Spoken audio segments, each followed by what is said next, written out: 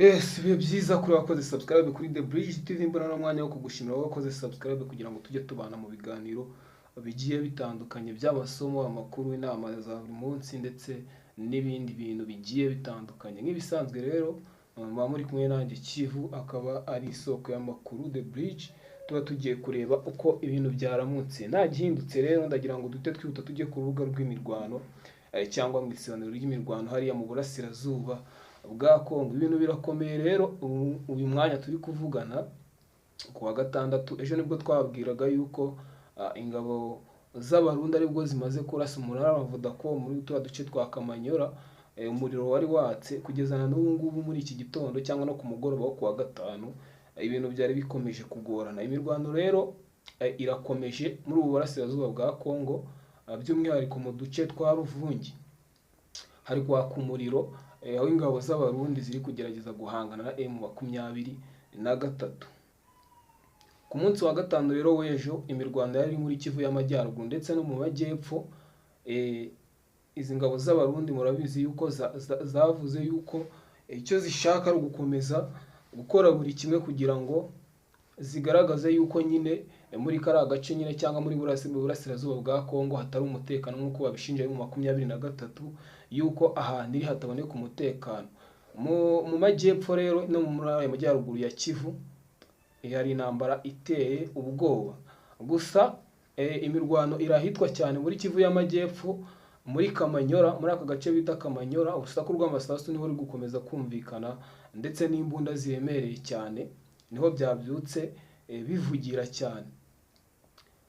Izi ngabo z'abarundi rero zifatanyije na FARDC na za Wazalendo nizo ziri guhangana na M23. Ku ruhande rwa M23 hari amatangazo yagiye itanga ndetse n'u Burundi bugaruka busubiza. Gusa abantu benshi nk'uko tumaze kubimenyera, twebwe tumaze kurambirwa ikintu bita amatangazo, kubera yuko uruhande rumwe ruraza rukavuga ngo aba bakoze ibi n'abandi baraza bakora ibi ngibi. Gusa nanone n'ubundi tukabona nago ku kibuga cy'imirwano nta kintu kiri guhinduka. Bari gukomeza kurwana, abaturage bakabipfiramo.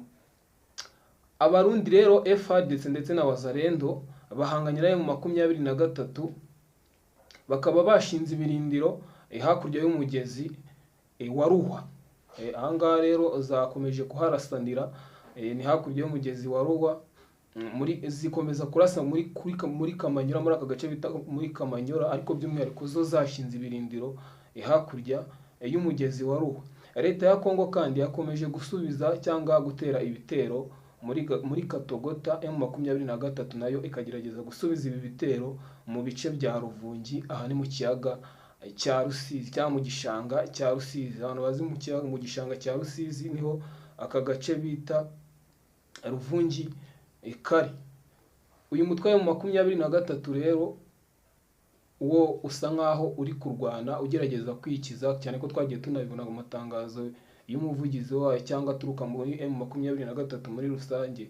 Bakomeje kujya bavuga yuko icyo barwanira ari uburenganzira bwabo, ari abaturage b'abakongomani. Itanga rero impamvu nyinshi igaragaza yuko abarundi nta mpamvu n'imwe bafite yo kuba bari hara muri kiriya gihugu cya Kongo, butababaza ikintu bari kurwanira ngo bakibone.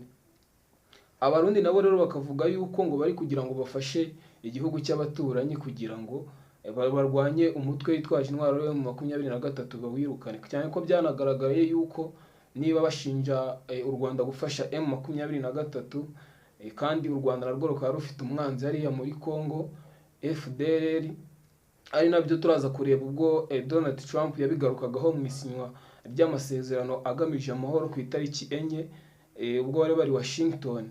Yavuze yuko umuti w'ibibazo ahanini ari ukubanza guce cyangwa kwambura intwaro iriya mitwe yose nyine ibarizwa muri kiriya gihugu cya Kongo.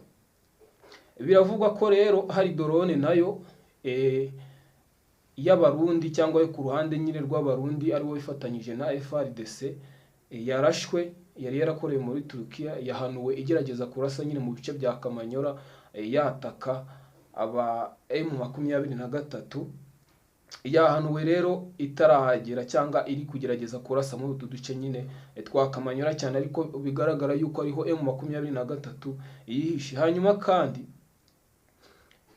ibitero cyangwa se ibitero biri kuva mu Burundi. M23 yakomeje kugaragara yuko biri gukomeza kwica abaturage, aho imaze kuripotinga abaturage bamaze kubigwamo b'abasivile, n'amazina yabo ni abaturage bagera kuri 23. Gusa M23 nayo urumva nyine mu buryo bwo kwitabara, ntabwo nubwo bari gutanga amatangazo bagaragaza yuko abarundi cyangwa FARDC bari kwangiza abaturage cyangwa n'ibindi bikorwa bitandukanye, nayo hari ibyo abarundi cyangwa leta y'u Burundi yabavuze, bari nabyo tugira ngo turebe ese ibintu ubundi birarangira gute. Turi kubona amasezerano cyangwa bari kugerageza gusinya amasezerano ku mpande zombi ngo umutekano uboneka, ariko nanone ku kibuga cy'imirwano cyangwa se aho byakagombye gukemukira umuriro ugakomeza ukaka.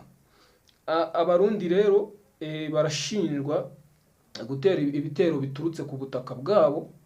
Ni ukuvuga ngo ubundi niba ikibuga cy'imirwano kiri muri Kongo, mu burasirazuba bwa Kongo, bakagombye kuza bakaba ariho barwanira, niba ikibazo ariho kiri akaba ariho gikemukira. Gusa bo bari gushinjwa yuko bari guturutsa ibitero cyangwa intwaro ku butaka bwabo bw'abarundi, bakaza kurasa mu gihugu kitari icyabo. Ni ukuvuga ngo niba umuntu ushaka gukemura ikibazo wakaje ukagikemurira ku kibuga cy'imirwano, ariko noneho bari gutera ibitero babiturukije mu Burundi. Uburundi nabwo bakabusangayo bakabukubitira ku butaka bwabwo, ari naho twabonye ibisasu bimwe na bimwe byagiye biterwa mu ntara ya Kibitoki, abaturage bimwe bakabigwamo, ari naho Minisitiri w'Ububanyi n'Amahanga Bizimana Edouard yahereye yandika nawe itangazo asa nk'usubiza M23. naryo turaza kureba tukareba ni ibiki biri kubiyemo. Umurwano rero cyangwa imirwano irakomeje, gusa uduce twegereye Rusizi, ejo nibwo nabo mwabonaga meya w'akarere kwa Rusizi agerageza guhumuriza abaturage babwira ati mutuze nta kibazo, ingabo z'u Rwanda cyangwa abashinzwe umutekano bari kugerageza kugira ngo babarinde, mutuze nta kibazo kibirimo. Gusa biri kuvugwa yuko M23 iri kugerageza gusunika izi ngabo z'abarundi ikazegeza hirya ahantu hategereye ibice by'u Rwanda nyine, kugira ngo badakomeza gusatira igihugu cyangwa imipaka y'u Rwanda. Mu kanya rero hasohotse itangazo bwo rya Minisitiri w'Ububanyi n'Amahanga w'i Burundi ariwe Edouard Bizimana asubiza iryo M23 yasize hanze, ishinja abarundi yuko bari gukura ibitero ku butaka bw'u Burundi bakabitera mu gihugu kitari icyabo, ubwo ni Kongo, bagerageza kwangiza abaturage b'abasivile bakabigwamo benshi cyane. Abantu 23 M23 yaripotinze ko bamaze kubigwamo b'abasivile n'abantu benshi cyane. Igihe kandi M23 ejo nibwo yabwiraga abaturage yuko abumva bashoboye guhunga bahunge, gusa badashoboye guhunga batuze. M23 ihari kugira ngo ibarinde buri kimwe cyose cyabangiza. Uyu Minisitiri rero w'Ububanyi n'Amahanga ari ibyo yavuze nyuma yuko bamushinjije yuko ari gukura ibitero cyangwa intwaro zikomeye ku butaka bwe akaza kurasa mu gihugu kitari icye aricyo cya Kongo, bityo akangiza abaturage ndetse n'abasivile bibereye mu byabo. Kuko bura intambara yiri kuba ntabwo bakagombye gusagarira abasivile, cyane ko baba batari no muri iyo ntambara. Rero uyu Minisitiri yashubije ngo abaterabwoba M23 bashyigikiwe n'ingabo z'u Rwanda barashiba ibombe ku butaka bw'u Burundi ku itariki 4 z'ukwa 10, ubwo ni kuwa 4, igihe yari ari gusinywa amasezerano i Washington. Uku kwiyenza cyangwa gushotorana ntago kwemewe, kandi ibihano bigomba gushyirwa mu bikorwa kugira ngo turinde abaturage bacu b'i Burundi. Ibi ni ijambo yanditse aciye kuri Twitter, ndetse agira n'abataginga harimo imiryango mpuzamahanga ndetse n'ikinyamakuru gikomeye cyane cya CNN nabo nyagitaginze. Ubwo ni ukugira ngo abarebe ikintu babikora. Gusa ibi bintu bimaze kugaragara yuko ari ukwitana ba mwana, kubera yuko bararegana n'ubundi aba bakoze ibi, ariko n'ubundi tukaza kubona hari ababigwamo yaba abaturage ku ruhande rw'abaturage, ugasanga ari abasivile bagiye bigwamo, kuko nk'aba bantu 23 ni benshi cyane ku ruhande rw'abasivile. M23 rero bigaragara yuko barayishinja bati wowe hari ibyo wangije wateye u Burundi, ariko bigaragara yuko kugira ngo bagire ibitero batera muri ntara ya Kibitoki cyangwa na Bujumbura, ari uko abarundi bari kugerageza gufata ibitero cyangwa ibitwaro bikomeye bakajya kubihagurukiriza ku butaka bwabo, bakamera nk'aho bari kwataka igihugu. Kuko M23 yo ivuga ko igihugu cya Kongo ari icyabo, ntabwo ari ikintu bari kurwanira ngo bacyambure ahantu, ahubwo bari kurwanira igihugu cyabo kugira ngo bakibohore, ari nayo mvugo bakunda gukoresha. rero abarundi bari kwataka M23 baturutse ku butaka bw'abarundi, ntabwo bari kwataka bari ku kibuga cy'imirwano muri Kongo. Niyo mpamvu M23 iri kugerageza kubasubiza ikabasanga mu gihugu cyabo. Yabatera rero bagahita bavuga bati M23 yifatanyije n'u Rwanda iri kugerageza kutwataka ku butaka bwacu. Ngira ngo mwakomeje kujya mubona amavideo menshi yagiye acicikana bivugwa ko mu Rwanda hambutse impunzi zigera kuri 500 z'abanyekongo ziri kugerageza nyine guhunga imirwano iri kubera kuri ubu butaka bwa Kongo. Imirwano rero irakomeje, mu kanya ari nabwo tubonye leta y'u Burundi itangaje ko igiye gukora buri kimwe cyose kugira ngo ikomeze nyine guhangana M23 bivugwa yuko iri kuyitera ibitero ku butaka bwayo, ariko nayo bikagaragara yuko ibiri kwitabara cyangwa iri gusubizayo nyine ibitero biri koherezwa n'abarundi. Ngira ngo amavideo menshi natwe turajya tugerageza kuyacishaho ashoboka. Mukomeze murebe ku kibuga cy'imirwano. Kisabwa no kudukurikirana ugakanda subscribe ukadusharinga n'abandi, igitekerezo kiba gikenewe.